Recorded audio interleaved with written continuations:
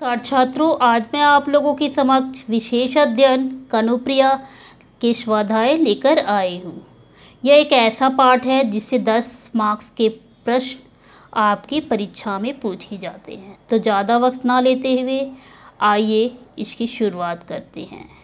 तो पहला प्रश्न आपको मिलेगा आकलन से कृतिपूर्ण कीजिए।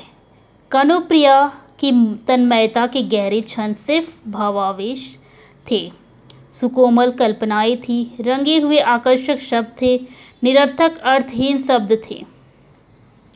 दूसरा प्रश्न है, कनुप्रिया के अनुसार यही युद्ध का सत्य स्वरूप है। शस्त्रों के से लदी अगणित नौका, बहते हुए टूटे रथ व जर्जर पताकाएं, हारी हुई सेनाएं, जीती हुई सेनाएं, नभ को कपाते युद्ध घोषक व क्रंदन स्वर। कनुप्रिया के लिए वे अर्थहीन शब्द जो गली गली सुनाई देते हैं, क्या है वो? कर्म, निर्णय और स्वधर्म दायित्व। कारण लिखिए। कनुप्रिया के मन में मोह उत्पन्न हो गया क्योंकि कनु के द्वारा समझाई गई बातें उसे बहुत अच्छी लगती है। आम की डाल सदा सदा के लिए काट दी जाएगी क्योंकि डाली सेनापतियों की वायु वेगगामी रथों के आड़े आती है और उनकी ध्वजाओं में अटकती है। अगला प्रश्न अभिव्यक्ति से है। व्यक्ति को कर्म प्रधान होना चाहिए। हम सभी जानते हैं कि हर एक व्यक्ति को कर्म प्रधान होना चाहिए। इस विषय पर अपना मत लिखिए। आपको अपना मत लिखना है। व्यक्ति को कर्म प्रधान होना चाहिए। मैं इस कथन से पूरी तरह सहमत हूँ। कर्म को पूजा समान श्रेष्ठ मानकर जीवन में अपनाना चाहिए। कहते हैं कर्म ही पूजा है। जब तक मनुष्य कर्म नहीं करता तब तक उसे उसका फल नहीं मिलता है। कर्म करते समय भी इस बात का ध्यान रखना चाहिए कि हमारे द्वारा किया गया कर्म अच्छा हो या जो अच्छा कर्म करता है उसे उसका अच्छा परिणाम मिलता है। कर्म के संबंध में तुलसीदास जी ने कहा है कि कर्म प्रधान विश्व करी, रखा हुआ जसी करही तो तसी फल चाखा। उपर्युक्त कर्म के अनुसार ही मनुष्य को फल मिलता है। जैसे आलसी मनुष्य कर्म से दूर भागता है तो दुख भोगने के लिए विवश होता है, वही जो व्यक्ति अच्छा कर्म करता है, परिश्रम करता है, ईमानदारी से कर्म करता है, उसका जीवन सफल और अत्यंत सुखद हो जाता है। वृक्ष की उपयोगिता, इस विषय पर अपने विचार लिखिए। मानव जीवन में वृक्ष बहुत उपयोगी है। दरअसल हमारे पर्यावरण का संतुलन वृक्ष से ही बना हुआ है।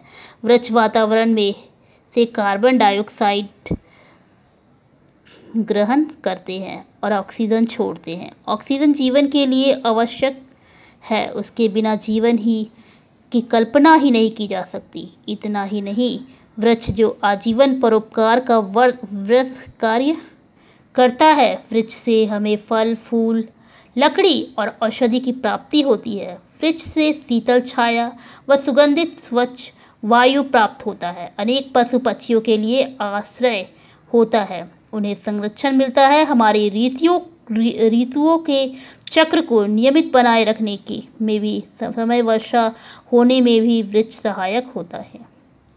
अतः मानव जीवन में वृक्ष बहुत उपयोगी है। यदि मैं कहूँ कि वृक्ष रहेगा तो जीवन रहेगा तो इसमें कोई अतिशयोक्ति नहीं है। पाठ पर आधारित लघु उत्तरीय प्रश्न। तो कवि ने राधा के माध्यम से आधुनिक मानव की व्यथा को शब्दबद्ध किया है। इस कथन को स्पष्ट कीजिए। कवि ने राधा के माध्यम से आधुनिक मानव की व्यथा को शब्दबद्ध किया है। यह आधुनिक मूल्यों का काव्य है। उसकी मूल्य संवेदना आधुनिक धरातल पर उत्पन्न हुई है। रचनाकार डॉक्टर धर्मवीर भारती ने राधा के माध्यम से अपने भाव अभिव्यक्त किए हैं। राधा युद्ध की आवश्यकता को जानना चाहती है। डॉक्टर भारती जी ने कनुप्रिया में राधा को व्यापक व्यक्तित्व का रूप प्रदान कर आधुनिकता के रंग में रंग कर प्रस्तुत किया है। कवि ने राधा की भावुकता का रूप प्रदान कर आधुनिकता में रंग कर प्रस्तुत किया है। कवि ने राधा को भावुकता और संवेदन को अभिव्यक्त करते हुए राधा के चरित्र का निर्माण किया है।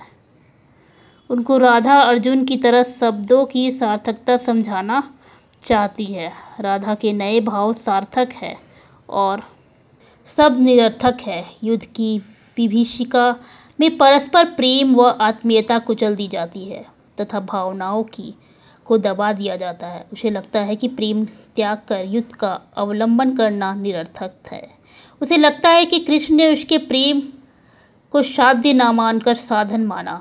उसके ही सिर पर पैर रखकर कृष्ण आगे बढ़े और महानायक बने। आधुनिक मानव भी इसी तरह जीवन की इस लड़ाई में प्रेम अनुराग को कुचल कर आगे बढ़ना चाहता है, परंतु शिखर पर पहुंचने पर उसे अब निरर्थक व बेकार लगने लगता है। उसके रिश्ते बहुत पीछे छूट जाते हैं।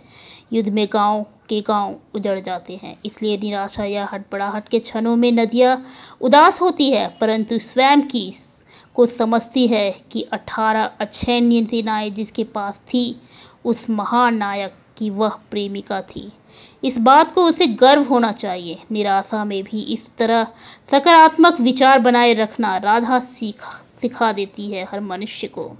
राधा अर्जुन को दिया हुआ उपदेश भले ही ना समझे या फिर समझ पाए, लेकिन प्रेम और तन्मयता के गहरे क्षणों में आवश्यक जीना चाहेगी। कनु युद्ध की सार्थकता के बारे में पूछती है क्योंकि वहाँ उसे क्रंदन अमानवीय क्रूर घटना को दिखाई देती है।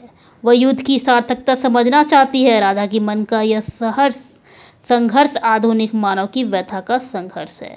कृष्ण की संख्यातीत शब्द है, अहम भाव स्वार्थ है जो असंख्य राधाओं के कोमल मनोभाव को कुचल कर आगे बढ़ रहा है। सत्य यही है कि युद्ध से समाज की अमन चैन सुख शांति सब कुछ छिन जाती है और विकास प्रभावित होता है। दूसरा प्रश्न है कि राधा की दृष्टि से जीवन की सार्थकता बताइए। राधा को लगता है कि प्रेम को त्याग कर युद्ध का अवलंबन करना जरूरी नहीं है। रचनाकार कहते हैं कि हम बाहरी जगत को ही जीते रहते हैं, सहते हैं और अनुभव करते रहते हैं, चाहे वह युद्ध बाहरी जगत का हो चाहे बलिदान का, परंतु महत्व चरम तन्मयता के क्षण का ही है जिसे हम अपने भीतर साक्षात्कार करते हैं। आंतरिक सुख बाहरी अनुभूति से अधिक महत्वपूर्ण होती है, अतः राधा की दृष्टि से आंतरिक खुशियाँ अधिक मूल्यवान है। कनुप्रिया आधुनिक मूल्यों का काव्य है।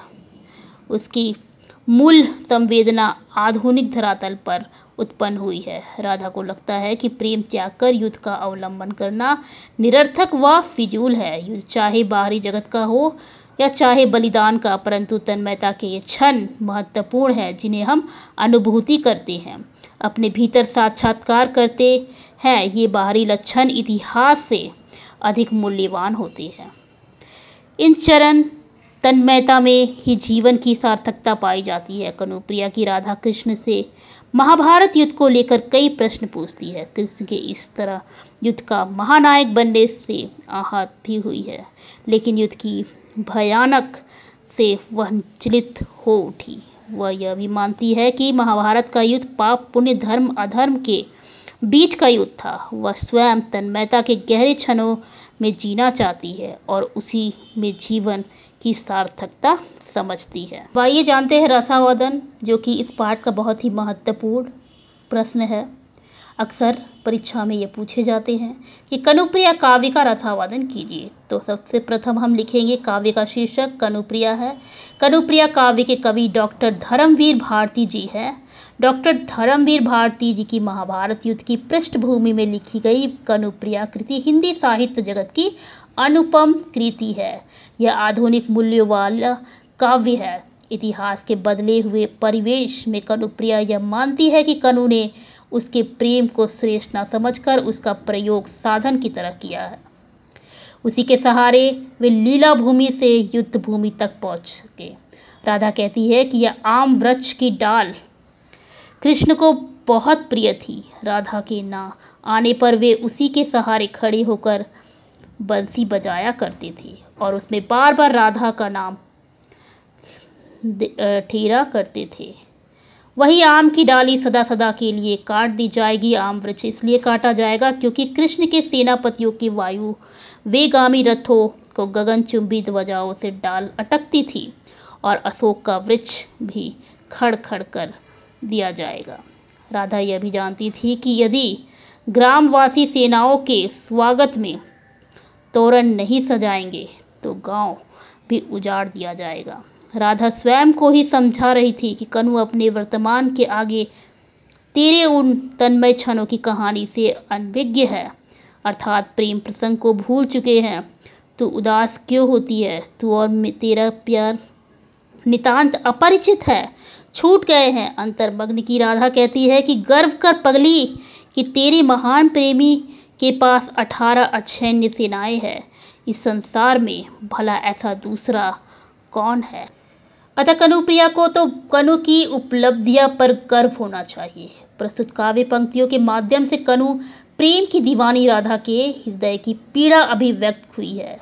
वह तो पूरी तरह से तन्मयता की स्थिति में है, इसलिए तो यह न्याय अन्याय धर्म अधर्म की बातें नहीं समझ आती जिसके कारण युद्ध आवश्यक हुआ है। उसे तो समझाइए जाने वाली कर्म स्वधर्म व दायित्व के शब्दों में भी अतीत की प्रतिध्वनि राधा नाम ही सुनाई देता है। अतः राधा ने युद्ध को अनावश्यक मानते हुए और प्रेम को श्रेष्ठ मानते हुए इसलिए तो उसी समय के शब्द भी उसे सार्थक जान पड़े।